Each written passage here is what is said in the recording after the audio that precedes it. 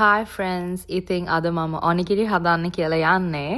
මං ඔනිගිරි කන්න ගොඩක්ම ආසනේ මෙහි 7-Eleven එකේ මං හැම වෙලාවම ගන්න quick snack එකක් තමයි පොඩි බඩගින්නට මං කන දේ තමයි ඔනිගිරි කියලා කියන්නේ.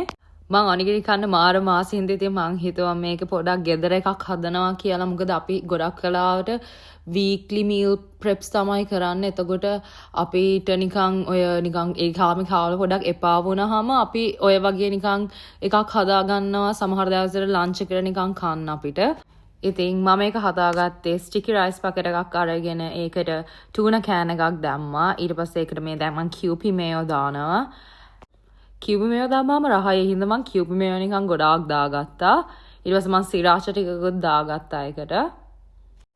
ඔයගලන්ට නම් වැඩියෙන් දාගන්නත් පුළුවන් ටිකක්. ඊට පස්සේ මික්සි ඕක ඉතින් මික්ස් කරන ගමන් මට ඇත්තටම හිතුණා oh my god ලංකාවේ ඉන්න කාලේ නම් ඉතින් අම්මලා එක එක විදියට හදලා එක එක කෑම හදලා කරීස් ගොඩක් එක්ක අපිට කන්න හම්බෙනවා ලන්ච් එකට. දැන් ඉතින් මේ වගේ ඒවා තමයි අපි කන්නේ. මම මේ දැන් දාගන්නේ fried shallots. මොකද මේ ඔකට ෆුරකාකි කියලා නිකන් rice seasoning එකක් දානවා. මගේ ළඟ ඒක තිබ්බ නැහැ කිවර කරලා රුචිට.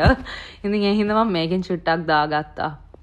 එක්ස්කියුස් කරන්නනේ මම මේ කතා කරන විදිහට. මොකද මට මේ vlogs කරලා එහෙම ලොකුවට තේරෙන්නේ නැහැ. මම මේ රුචිර කරන්න ගත්ත හින්දා මමත් ඉතින් මේ දැන් ආසාවට ඉතින් එහෙම පොඩි වීඩියෝ එකක් දානවා මම කරන පොඩි දේවල් ටිකක් ඉතින්.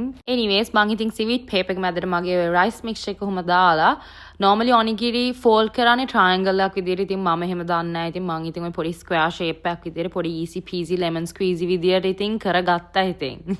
අපි දැන් ඉතින් අවුරුදු 4කින් වගේ ලංකාවට ගිහිල්ලත් නැහැ. ඉතින් තනිකමයි ඔක්කොම පාළුවයි නැති කරගන්න. ඉතින් අපි දැන් vlogs හරි කරනවා කියලා හිතුවා පොඩ්ඩක් entertain කරගන්න අපිව. So this is the outcome. Alright then bye.